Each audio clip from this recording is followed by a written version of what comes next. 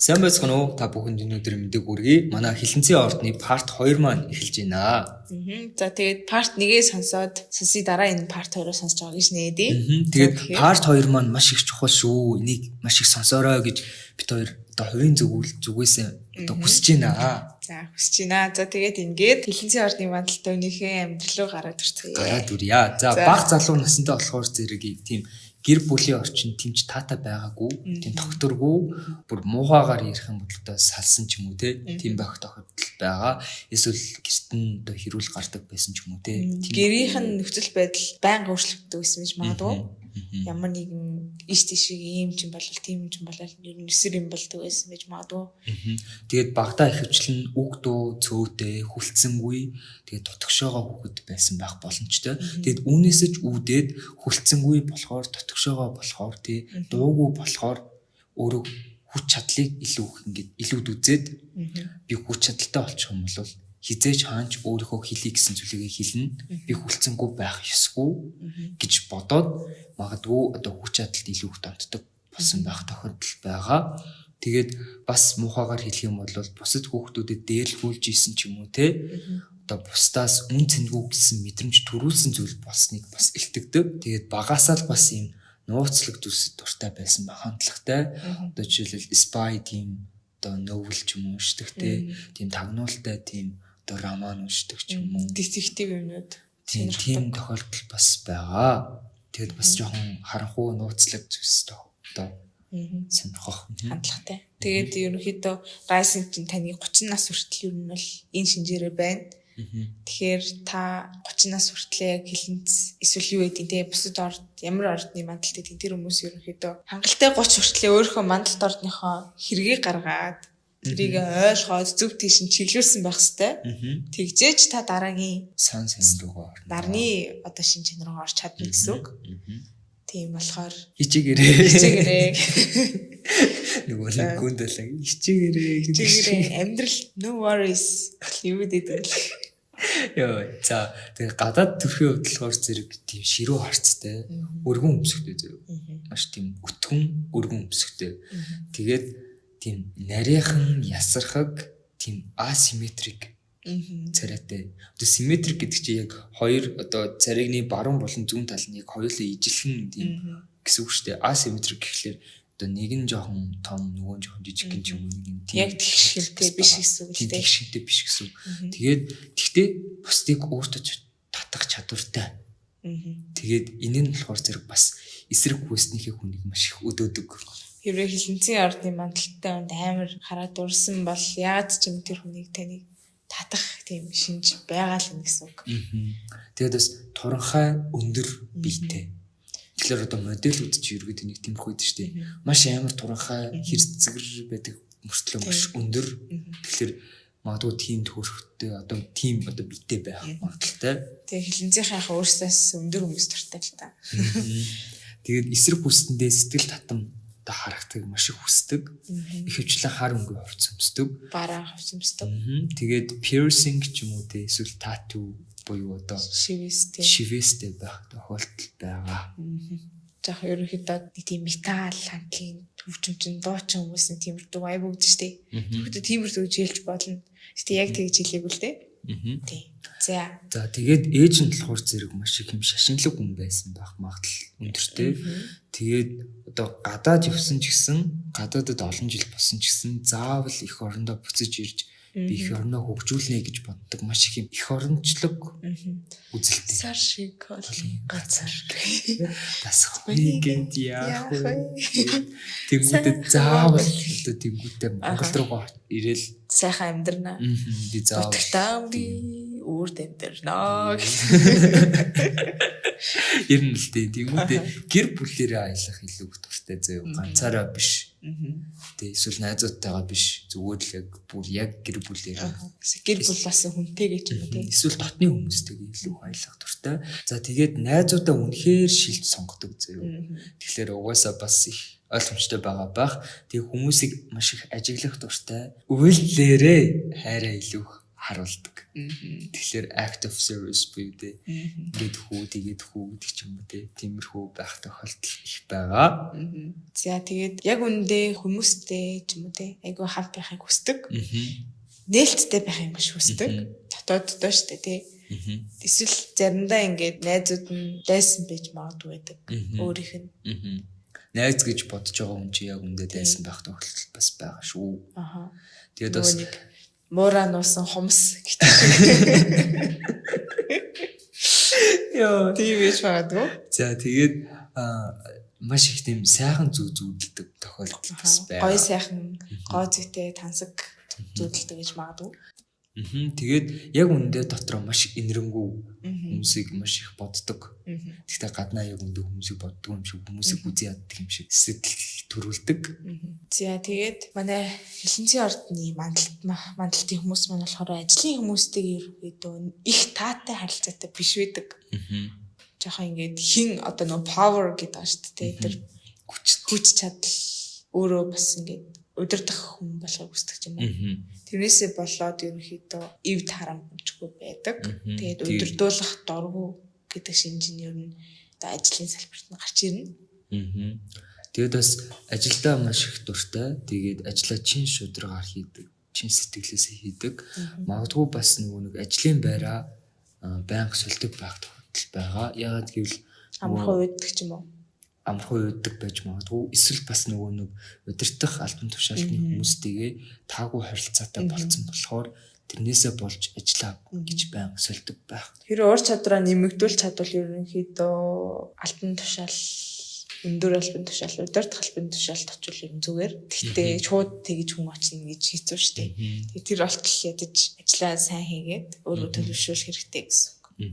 За тэгээд юмыг ер нь удаан давтчихэж сурдаг төрлийн хүмүүс. Тийм амархан юмыг хурдан сураад идэггүй. Тэгээд бас хуучны машин их сонирхдог. Тэгээд баг сургуультай нэг их найзтай байгаагүй. Тэгээд дүүнэртэйгээ нэг их дотно биш. Тэгээд бас үгээ жоохон зөөж ирдэг төрлийн хүмүүс. Удаан ирдэг. Тийм төрлийн хүмүүс юм аа. За тэгээд ерөнхийдөө гадаад хэл сайн сурах юм бол аяастай. Магадгүй одоо халуун ногоотой тийм spicy хоол идэх сонирхолтой. Орон орны хоол бас идэх дуртай ч гэдэм юм те. Тиймэрхүү. Тэгээд мөнгөө ерөөдөө бас аяллаар явж зарцуулдаг байх тохиолдол байна. Эсвэл боловсралтай зарцуулна гэсэн үг. Одоо хураач хөрлөж байгаа л шууд аялах ч юм те. Тийм тохиолдол бас. Тэгэхээр аялаад үзэл бас өөрийгөө нэг чухал зүйл болж магадгүй шүү. За тэгээ хоббины хувьд болохоор зэрэг зурхай, тийм урлаг, эсвэл ямар нэгэн оёх ч юм уу те. Тийм тохиолдол бас байгаа. Сүнслэг байдалд ингэж сонирхолтой, ганцаараа байх дуртай. Мөрөөдөө тоглоомд донтож магадгүй. Яг үнэндээ хилэнцгийн ордныхан хүүхдэд хайртай байдаг. Тэр хөөрхөн байгаа. Тэгээд өөрийгөө бас ингэж зургаар илэрхийлэх авьяас өндөртэй. Эсвэл бүтээлч байдлаар илэрхийлэхдээ сайн. Тэгэж үерхэлд маш их ингэж шархалж исэн болохоор ганцаараа байх дуртай болсон байх хандлага байгаа. За тэгэхээр тэрийг анхаарах хэрэгтэй байх нэ. За мөн хилэнцгийн ордны мандалтай хүмүүс маань гэрийнхэнтэйгээ ер нь нэг сэтгэл хөдлөл илэрхийлээд байдаггүй айл болох интеллектуал буюу оюун ухаантай ухаалгаар харилцааг хүсдэг хүмүүс болно гэсэн үг. Тэгээд бас ер нь гэрэн жоохон замраагүй байх тохиолдол байгаа. Месси. Тийм жоохон заваа гэхгүй. За тэгээд ер нь гэр бүлийнх нь нэлээ арчилсан үзэлтэй байх. Либерал үзэлтэй. Одоо жишээлбэл ээж аав ч юм уу те. Одоо айгу шинэлэг одоо орчин үеийн залуусын хэрэгтэй тэгж хэрэгтэй гэдэг жоохон орчин үеилэг сэтгүүтэй байдаг гэж магадгүй. Одоо Монголын жишээн дээр авах юм бол одоо бидний үеийн аав ээж бол ихэнхэн одоо Монгол ардын нам гэл яваад байгаа шүү дээ. Тэнгүүд хилэнцгийн ордны мандалтай хүний ээж аав магадгүй яг юм арчилсан үзэлтэй буюу арчилсан нам гэдэг ч юм уу те. Тийм тохиолдол бас байгаа. Нийгмийг арай залуусаа авч явах хэрэгтэй гэж үздэг ч юм те. Бас тиймэрхүү байж магадгүй эсвэл амар сонин содон аав ээжтэй гэж магадгүй.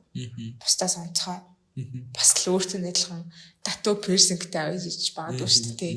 Байж магадгүй. Гэр бүлийн тим зүйлээс болоод бас өөрөө ч тийм бас мэж магадгүй. Тэгээд бас гэрийнх нь ерөөхдөө нэлээд ухаатай. яг ухаантай нөгөө нэг яриа өрнүүлдэг байх боломжтой. Ер нь. За одоо болохоор хайр дурлалын харилцаан дээр болохоор маш бат бөх удаан харилцааг өсдөг төрлийн хүмүүс байдаг. Манай хилэнцгээр хандлтынхан. Тэгээд мэдрэмжтэй инхрийллээр ер нь дүүрэн төрлийн хүмүүс. Одоо тэр муу талууд нь л хаяа ингээд гарч ирдэг болохоос ууг нь бол ингээд хамтрагчтай бол айгу зөөлхөн байж чаддаг хүмүүс байгаа байхгүй. Тэгээ маш үнэнч. Энэ бол үнэхээр одоо чухал зүйл. Үнэхээр хилэнцгийн ордны мандалтай хүмүүс бол их үнэнч. Тийм гоо сайханлаг, тийм одоо гоо сайхан буюу одоо тийм царайлаг хүмүүс маш их дуу. Гадаад болон дотоод гоо сайхнаараа гэрэлтэж чаддаг хүмүүс их татагддаг. Гэтэ яг илүү дотоод сэтгэл татдаг юм уу хүмүүсийн. За тэгээд бас ийм доктортой хөрсөнтэй нэг одоо буулгадаг хүмүүс сонирхдог. Тэгээд одоо мэдрэмжийг чинь хамгаалагдсан гэж мэдрүүлдэг хүн илүү их дуртай. Төвчээр те эрх чөлөөтэй нөгдөг хүмүүс илүү их дуртай. Тэгээд өөрөө бие даасан хүн учраас үүнийг маш их шаарддаг. Бас секс харилцаа маш их чухал. Хүмүүсээ. Ер нь л сайн хийж явах хэрэгтэй. Тий. Сайн хийжсэнээр ер нь л амар буруу юмнуудаа буруу стрессүүдээ аюулсан гаргаж чадна гэсэн үг л тий. Тийм. Ахаа тий. За тэгээд ерөөдөө тийм нууцлаг байдалд илүү сонирч байдаг. Дасан цогцох чадвар сайтай. Тэгвэл бас ер нь хилэнцгийн ордны мандалтай хүний нэг жоохон сул тал нь хэдийгээр хамтрагчтай маш үнэнч байгаа шүү дээ тий. Тэгвэл сексийг хүсэл маш ихтэй болохоор хамтрагчаа магадгүй ганц хоёр ч юм уу тий тохиолдол хуурах хандлага байгаа. Тийм тохиолдол бас байгаа шүү гэж хэлье. Магадлал байгаа шүү. Тэрнээс бүгд хуурна гэсэн үг биш шүү. За тэгээд ажил мэргэжлийн хувьд болохоор зэрэг тийм гүн гүнзгий дүн шинжилгээ хийх, судлах, цаг баримтлах, төсвөр хадуужил шаарддаг салбарт ер нь ажиллавал зүгээр. Аналитик шинжилгээ хийдэг салбар байж болно. Эми сан ч юм уу те эмтэй холбоотой ажил, сэтгэл судлал, psychology, тийм судалгаа шинжилгээ хийдэг тийм ажил, санхүү ч юм уу те тийм мөрдлөг ч юм уу те spy. Тэгээд бас нарийн төвхтэй сэдвүүдийн одоо учрыг нь олдог тийм ажил те шүүхийн шинжилгээний ажилтнч хийж болно. Тийм ажил бас байж болно. Эсвэл одоо секстэй холбоотой ажил хийж болно.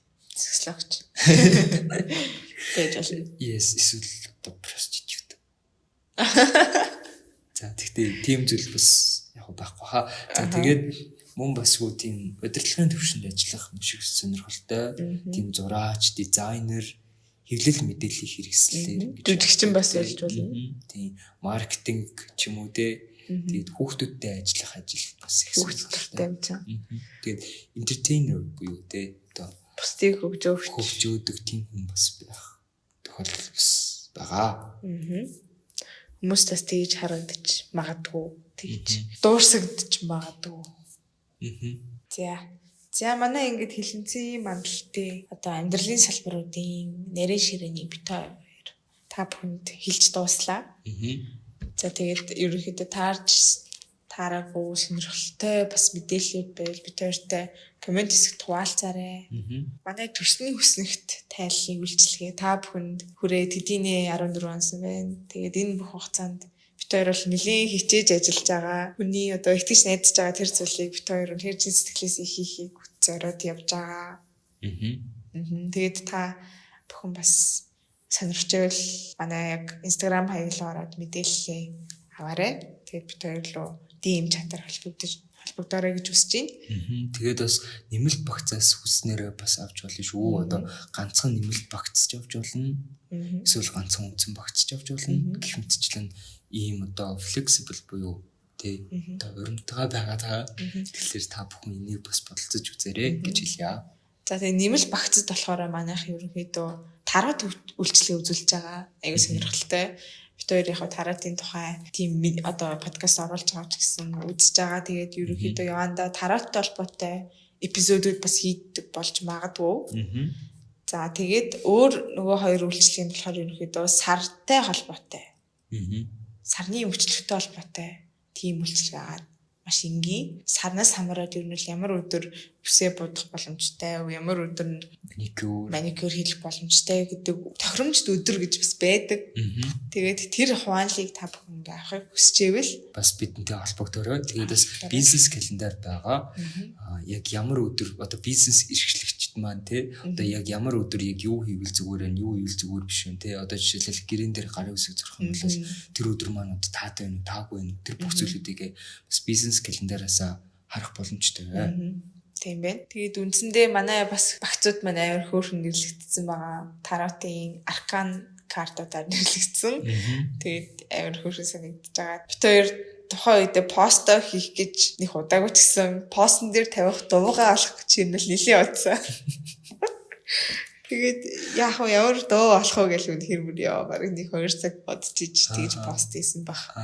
Айгу нийтдээ. Тэгээ нэг сонирхолтой юм нь та бүхэнд 4 үндсэн багцаа хэрэг авах юм бол бит хоёр айгу хөрхөн сэтгэл гараад нэг жижигхэн нэмэлт юм өгж байгаа. Тэр нь юу вэ гэх юм бол таны төрсний үсгтийг анализ хийсний дараа бит хоёр хөрхөн зөвлөгөө өгнө. Ерөнхийдөө танд зөвлөгөө өгнө. Дээрэс нь танд ерөнхийдөө сонсоход тохиромжтой дууг бит хоёр өөр өөрсдийнхөө зүгээс санал болгож байгаа. Тэгэхээр амар сонирхолтой санагдаж байгаа. Тухайн үний үсгтийн ингэ шинжил дуусны дараа энэ дууг сонсорой гэдэг өгөх нь амар надад амар сонирхолтой санагдаж байгаа. Тэг өөр цаашаа бас зөндөө ингэ гоё юм нэмж магадгүй байгаа. Тэг гол нь цаг хугацаа шаардах гэж бодож байна. За тийм болохоор тэр бүх зүйлсд одоо stay tune. Тэгээд цаашаа энэ бүх зүйлүүдийг авч явах байх гэж итгэж байна. Тэгээд подкаст эхлүүлж байхаас эхлээд одоо хүртэл сонсож байгаа хүмүүстээ маш баярлалаа. Шинэ сонсогчдод бас баярлалаа. Гой урмын өгнүүд хэлдэг хүмүүстээ бас баярлалаа гэж хэлмээр байна. Тийм бит хоёр тэрнээс аягүй их урамшиж явдаг шүү гэж хэлмээр байна. За зөвхөн зөндөө юм ярьчлаа. За тэгээд энэ хүртэл сонссон бүх хүмүүстээ баярлалаа. Дараагийн дугаараараа уулзлаа. Түр баяртай. Баяртай.